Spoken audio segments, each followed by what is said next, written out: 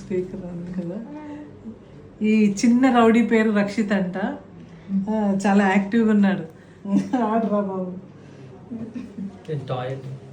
పర్లేదు, నువ్వే నచ్చేవాడికి. అదే నీ బొమ్మ. ఈ చిన్నాడు ఇంత యాక్టివ్గా ఉన్నాడు కదా, క్యూట్గా ఉన్నాడు. వీడి పేరు రక్షిత్.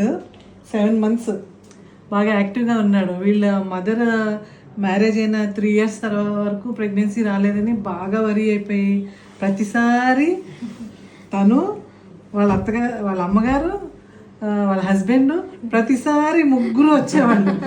వాళ్ళ అమ్మ వచ్చిన ఈ నెల వచ్చింది, నెక్స్ట్ మంత్కి ప్రెగ్నెన్సీ వచ్చేయాలి, మా పాపకి ప్రెగ్నెన్సీ వచ్చి ఎంతో టెన్షన్ పడిపోయి ఫ్యామిలీ అంతా వస్తుంది.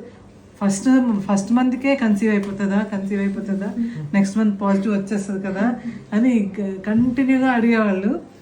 వాళ్ళు ఆశించినట్టు ఇంతకుముందు మందులు వాడారంట.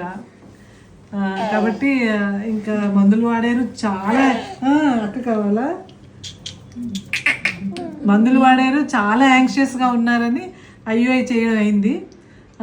సో ఫస్ట్ సైకిల్లోనే కన్సీవ్ అయిపోయారు. వాళ్ళ యాంగ్జైటీకి ఫస్ట్ అటెంప్ట్లో కన్సీవ్ అవ్వడానికి సరిపోయింది. వీడు ఇంత రౌడీ పుట్టాడు.